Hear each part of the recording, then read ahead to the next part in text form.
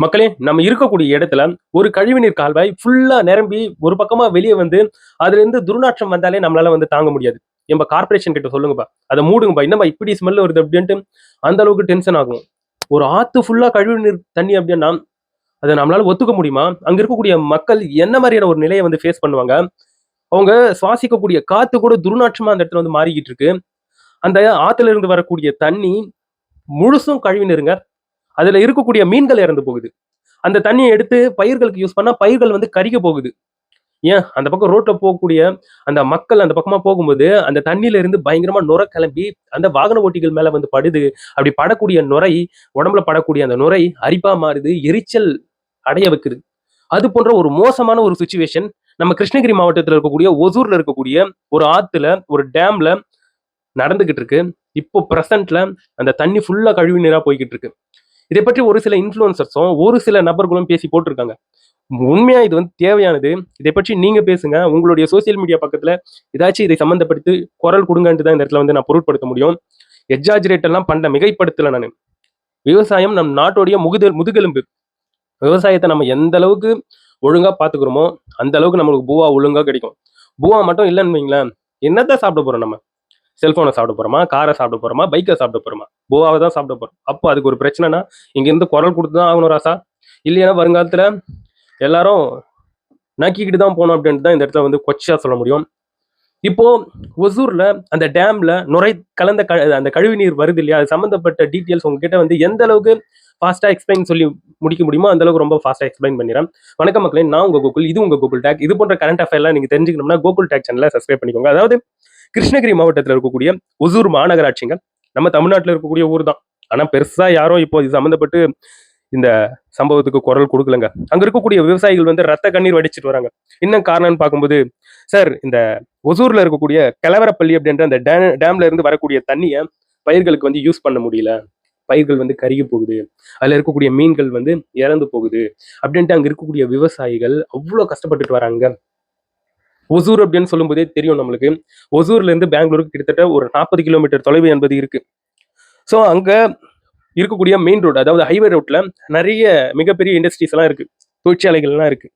So அந்த தொழிற்சாலைகள்ல இருந்து சில கழிவுகள் அது மட்டும் தான் காரணமான்னு பார்த்தோம்னா கிடையாது. பெங்களூர் சிட்டில இருந்து நிறைய கழிவு நீர் எல்லாமே இந்த கெலவரப்பள்ளி ஆறு இருக்கு பாத்தீங்களா ஒசூர்ல, அந்த ஆத்துல இருந்து அடிச்சு அப்படியே நம்ம தமிழ்நாட்டுக்கு வருதுங்க. கர்நாடகா, பெங்களூர்ல இருக்கக்கூடிய கழிவு தண்ணீர் இதெல்லாம் அப்படியே அந்த ஆத்துல கலந்து அப்படியே அடிச்சு நம்ம தமிழ்நாட்டுக்குள்ள வருது. அதாவது தென்பெண்ணை நீர்வரத்துன்னு சொல்லுவாங்க நம்மளை பொறுத்த வரைக்கும் தமிழ்நாட்டுக்கு அது. இந்த தென்பெண்ணை நீர்வரத்துல இவ்வாறான விஷயங்கள் வந்து நடந்துகிட்டு இருக்கு. ஸோ ரீசெண்டா பெங்களூர்ல வந்து கனமழை என்பது கொட்டி தீர்த்துதுங்க. ஃபுல்லா தண்ணி நிரம்பி போச்சு. இவங்க அந்த கனமழை தண்ணீரை திறந்து விட்டா பிரச்சனையே கிடையாது. கூடவே என்ன திறந்து விட்டுருக்காங்க தெரியுமா? தேக்கி வச்சிருக்கக்கூடிய அந்த பெங்களூர் சிட்டில இருக்கக்கூடிய மொத்த கழிவு நீரையும் சேர்த்து வச்சு திறந்து வச்சிருக்காங்க. அதனால அந்த ஒசூர்ல இருக்கக்கூடிய கெலவரப்பள்ளி அப்படின்ட்டு சொல்லப்படக்கூடிய அந்த டேம்ல நுரை கலந்த கழிவு நீர் வந்து பயங்கரமா வந்துகிட்டு இருக்குங்க. அதுல பயங்கரமா நுரைகள் என்பது ஏற்பட்டுட்டு இருக்கு. ஒரு சில பசங்க அந்த இடத்துல போயிட்டு வீடியோ எடுத்துட்டு போறாங்க. அவங்களால அதை சுவாசிக்க முடியல. வாமிட்டிங் பண்ணிட்டு வராங்க. அந்த அளவுக்கு அவ்வளவு துர்நாற்றம் அடிச்சுக்கிட்டு இருக்கு. அது மட்டும் இல்லாம சில திடுக்கிடும் தகவல்கள் வந்து சொல்லிக்கிட்டு இருக்காங்க. அந்த நுரை காத்துல அப்படியே பறந்து வந்து கை மேல எல்லாம் படும்போது எரியுதியா அப்படின்னு சொல்லிட்டு வராங்க. கண்ணுல பட்டுதுன்னா என்னங்க ஆகுறது? கையில படும்போது அந்த அளவுக்கு அரிக்குதுன்னா ஐ மீன் எரியுதுன்னா அப்ப கண்ணுல பட்டுதுன்னா அங்க நிறைய வாகன ஓட்டிகள் வேற போய்கிட்டு இருக்காங்க. அவ்வளோ மோசமான ஒரு நிலையில வந்து அந்த தண்ணீர் என்பது வந்துகிட்டு இருக்குங்க. நம்ம தமிழ்நாட்டுக்குள்ள வந்து வந்துகிட்டு இருக்குங்க. ஸோ இதெல்லாம் பார்க்கும்போது நம்மளுக்கு தண்ணிய தராங்களா? இல்ல பாய்சன தராங்கன்ற ஒரு கேள்விய தானே எழுப்பிக்கிட்டு இருக்கு. அவ்வளோ நுரை கலந்த தண்ணீர். மீன்கள் கூட அதுல வந்து இருக்க மாட்டேங்குது. இறந்து போகுது. அவ்வளோ கழிவு தண்ணீர் வந்து அந்த ஆத்துல இருந்து வந்துகிட்டு இருக்கு. நம்ம தமிழ்நாட்ட வந்து என்ன நினைச்சுக்கிட்டு இருக்காங்கன்றது சுத்தமா தெரியலங்க. ஆல்மோஸ்ட் நிறைய இன்ஃப்ளூயன்சர் பேசுனது தான். குப்பை கூடம் அப்படின்னு நினைச்சுக்கிட்டாங்களா? ஒரு பக்கம் கேரளாவில இருந்து இந்த மருத்துவ கழிவுகள், பல குப்பைகள் கொண்டு வந்து நம்ம திருநெல்வேலி மாவட்டத்துல அங்க இங்கன்னு கொட்டுறது. இன்னொரு பக்கம் இந்த கர்நாடகா மாவட்டத்துல கர்நாடகா மாநிலத்துல காவிரி தண்ணீர் கேட்டா கழிவு தண்ணீரை வந்து திறந்து விடுறது. இப்போ ஒசூர்ல தானே நடந்திருக்கு. நுரை கலந்த தண்ணீர், கழிவு தண்ணீர். அந்த அந்த தண்ணீர்ல 1 லிட்டர்ல 1 மில்லிகிராமுக்கு கம்மியா இருக்கும் ஆக்சிஜன். அப்போ எவ்வளவு கழிவு தண்ணீராக இருந்திருக்கும் பாத்துக்கோங்க. மீன்கள்லாம் வாழவே முடியாது. அதனால செத்து மிதக்குதுங்க அதுங்க. ஸோ இதெல்லாம் கொண்டு போயிட்டு பயிருக்கு கொண்டு போயிட்டு பாசனப்படுத்தணும்னா அந்த பயிர் என்னங்க ஆகும்? கருகி தானே போவோம். சரிப்பா அந்த பயிர் பொழைச்சிக்கிச்சு. அதுலேருந்து வரக்கூடிய அந்த விளைச்சல், அது என்ன தரமானதாக இருக்கும்? இது போன்ற பல கேள்விகளை நமக்குள்ள வந்து எழுப்புது இல்லையா?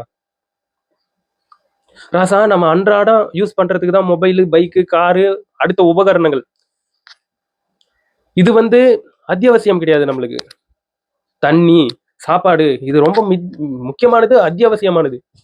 ஸோ இவற்றையெல்லாம் செய்வதற்கு தண்ணியும், சோறையும் வேணான்னு சொல்றது எந்த அளவுக்கு நியாயமா இருக்கும்ன்றது எனக்கு வந்து தெரியல.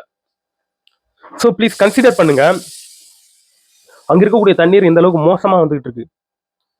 இதை வந்து நம்மளுடைய கவர்மெண்ட் வந்து பார்க்கணும். இப்போ ரீசெண்டாக கிருஷ்ணகிரி மாவட்டத்துக்கு தினேஷ்குமார் அப்படின்ட்டு ஒரு ஐஏஎஸ் அவர்கள் வந்து பொறுப்பேற்றுக்கினாரு. அவருடைய பார்வைக்கு வந்து போறணும். இது சம்மந்தப்பட்ட ஆக்ஷன்ஸ் வந்து எடுக்கணும்.